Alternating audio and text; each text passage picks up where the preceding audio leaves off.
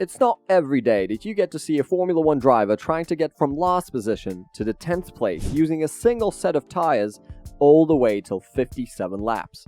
Well, that's exactly what happened during the Australian Grand Prix of 2022. The Australian Grand Prix witnessed a huge miracle, and that was Alex Albon's remarkable run to a top 10 finish. But this time, by stretching the life of a starting set of tires to 57 laps. This is much more exciting than you think. Williams driver Alex Albon went from last position till 10th, something that even his own team could not have predicted before the race.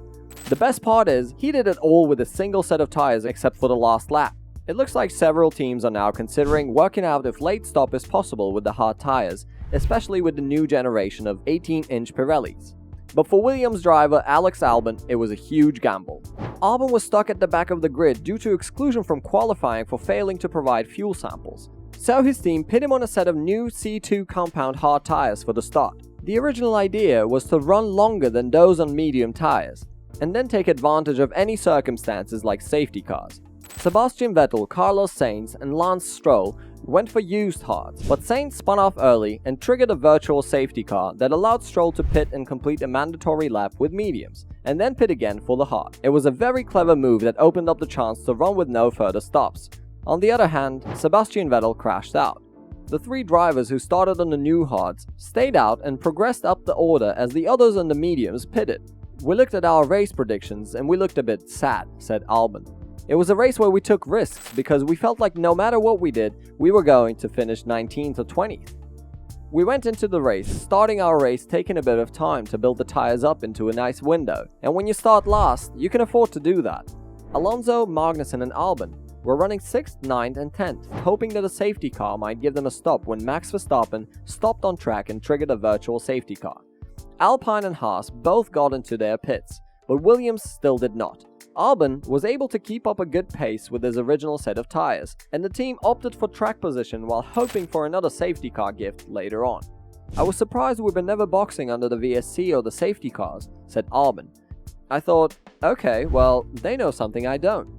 And I thought one of the Haas's boxed in front of me, and that was my point where I thought, okay, it's going to be a tricky race now. Because that DRS was saving me from being overtaken from the pack behind. But once we got the clear air, we just went. We were on much older tires than the guys around us, and we were keeping pace more or less with the McLarens, at the every end pulling away from the Alpines. It just got better and better, and by the end it felt like qualifying laps for the last 25 laps of the race. But the safety car never actually came, and Williams had to make a very tough choice. Albon was running a superb 7th, and pitting would drop him out of his points. When the final laps counted down, the team could see a window where he might be able to pit and still just scrape into the top 10 position. It worked better than anybody thought, including the team. Albon dived into the pits with just one lap left, and that's when he emerged on a set of soft tires. This was the only set used by any driver in the entire race. He was safely in front of Alfa Romeo's Guan Yu Zhou in the 10th place. "Obviously, it's completely unexpected," said Albon, "but it really highlights all the work that's been done at the factory and here at the track. That determination and motivation, that's where it gets you. It's been an amazing day, and I'm glad I could get this result for the team." What's interesting is that C2 tires really suit our car. We almost need to understand why, because it's a bit unexpected, clearly, this result. Maybe we need to qualify, race, and do everything on that tire. Bring in 10 sets of the whole thing. But before we talk about Albon's strategy, we need to look at the tires that are used in the Formula 1 race. Well, to begin with, tires in general are extremely complex to design and produce, and the rules surrounding their usage are also quite complicated, because manufacturers need to build tires to get them working properly across different ranges of conditions. F1 tires are produced by Pirelli, and they are nothing less than an engineering marvel of their own. It all starts in the laboratories where research and development is conducted in 2 different structures and compounds, along with several computer simulations that will allow engineers and researchers to come up with the perfect tire compound and tire specification. Several prototypes are built and tested to undergo severer conditions than these tires will ever have to deal with during the race. This is so that the tires can be safe even during the harshest conditions of the track. After all these initial tests, the tires then are tested on the track before going into production. The first part of the tire manufacturing process is all about producing the bead wire and the carcass of the tire, along with building the belt and tread.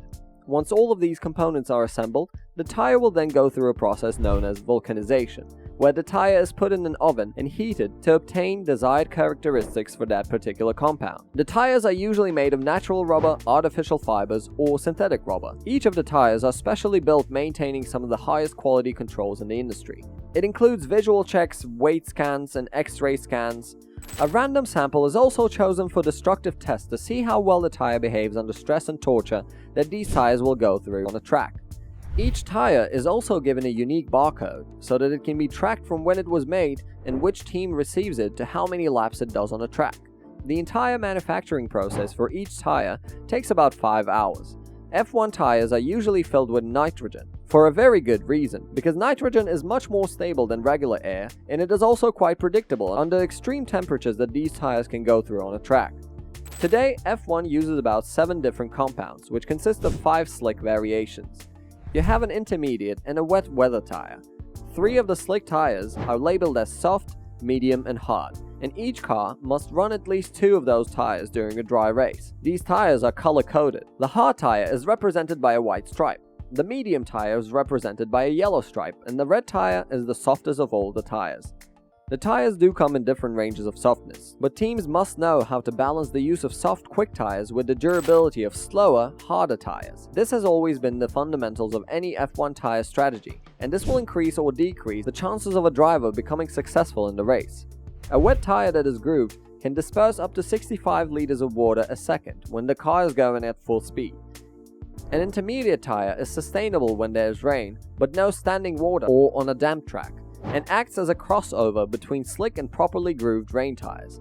Drivers that qualify in the top 10 must start the race on the same set of tires they used to set their fastest time in Q2. This gives the driver in 11th position the slight advantage of being able to start on whichever tire they like. Each driver receives 13 sets of tires per race weekend from Pirelli, and Pirelli gets to decide which set of compounds to be used. Albon's strategy was quite unusual, at least with the Pirelli tires, but back in 2010, Red Bull actually pulled off something very similar at Monza, pitting Sebastian Vettel for new Bridgestones on the last lap, and earning 4th place. So maybe Alex Albon tried something that was already done before. The only difference being, in 2010 it was Bridgestone, but in 2022 it was Pirelli. In the end, Williams struggled with several new regulations, but Alex Albon found a very good sweet spot with the hard compound during the Australian Grand Prix, which is the reason why he was able to climb into the top positions.